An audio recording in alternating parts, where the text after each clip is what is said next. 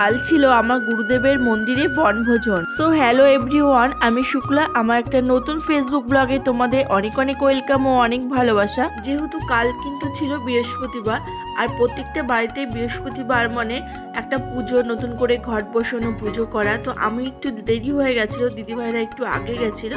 তো আমি পুজোটা কমপ্লিট করে যেতে যেতে প্রায় 2টো বেজে গেছিলো। আর সেখানে মন্দিরে গিয়ে অপূর্ব লাগছিল, মানে কি বলবো, চারিদিকে দৃশ্যটা। আর এখানে সবাই প্রায় পিকনিকের জন্য বসেও পড়েছিল। আমি একটু লাস্ট দেরি হয়ে গেছিলো। আর এখানে বড়মার এখানে স্নান পুজো মানে মোমবাতি ধূপকাঠি দেখিয়ে পুজো করে আমি বাইরে থেকে স্নান করে গেছিলাম। ধূপকাঠি মোমবাতি দেখানোর পরে একদম সোজা নিচে গেছিলাম, যেহেতু 12ই জানুয়ারি আমাদের থানার মোড়ে একটা ভীষণ বড় করে গুরুদেবের উৎসব করা হয় ওই দিনটাতে।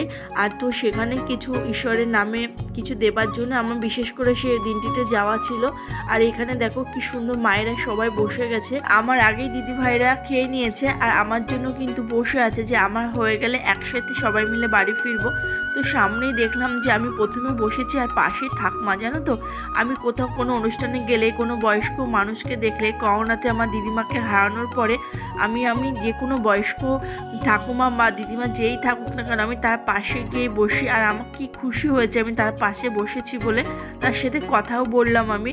আর দেখো কি সুন্দর প্রসাদ নিতে এসছে তিনিও। তো আমি ঠাকমার মানে থালাতে একবার পরিষ্কার করে ধুয়েও দিলাম থালাটাকে। তা ঠাকমা আমার পাশে বসে প্রসাদ নিচ্ছে। আর জানো তো, নিজে হাতে রান্না করে খেতে খেতে না ভীষণ বোরিং লাগে। তাই প্রসাদই বলো আর যে কোনো নেমন্তন্নে বলো, যেদিন থাকে ভীষণই ভালো লাগে।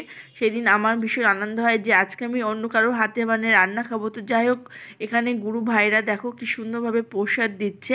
আর প্রথমে কিন্তু সাদা ভাত দিয়ে দেবে, আর ভাতের সাথে কিন্তু অপূর্ব সুন্দর একটা ডাল করেছিল ফুলকপি দিয়ে, সব কিছু দিয়ে বেশ গরম গরম। যেহেতু বৃহস্পতিবার ছিল, আমি না খেয়ে মানে পুজো দিয়েছি। আমি ম্যাক্সিমাম দিন বৃহস্পতিবার না খেয়ে পুজো দিই। আর এখানে বেশ গরম গরম প্রসাদ পেয়ে বেশ ভালোই লাগছিল। সাথে ছিল কিন্তু বাঁধাকপির তরকারি, বেশ ভালোই হয়েছিল। নিরামিষ রান্না আর ঠাকুরের প্রসাদ বলে কথা, খেতে কিন্তু অপূর্ব টেস্ট। তারপরে দেখো কি সুন্দর বড় বড় মোটা মোটা পনির দিয়েছিল, ভালোই হয়েছিল। পনিরের ঝোলে না বেশ পোস্ত দিয়ে বানিয়েছিল ওরা, আর সাথে মুচমুচে পাঁপড় দিয়ে দিয়েছিল। আমি না পাঁপড় একবার না দুবারই নিয়েছিলাম, ভালোই লাগে আমার। চাটনি দিয়ে বরাবরই পাঁপড় খেতে খুবই ভালোবাসি।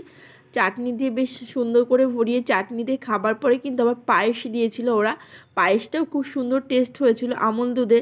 ঈশ্বরের প্রসাদ তুমি যেভাবেই হোক না কেন মানে অপূর্ব টেস্ট লাগে কিন্তু। আর পুরো খাবার শেষে মন্দিরের লুকসটা আমি তুলে নিলাম।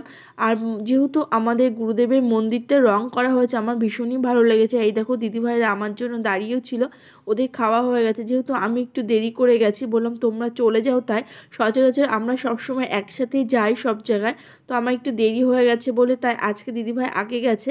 তো আমরা ফিরে আসছি, আসার পথে কিন্তু একটা দোকানেও ঢুকে পড়েছি।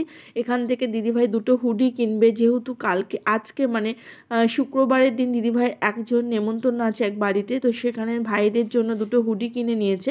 তো আমরা সবাই মিলেই পছন্দ করলাম, হুডিগুলো খুব সুন্দরই ছিল। আর এইভাবে কেনাকাটা কমপ্লিট করার পরে ফিরে এলাম। কেমন লাগলো ভিডিওটা অবশ্যই জানিও। আবার দেখা হবে তোমাদের সাথে অন্য কোনো ভিডিওতে।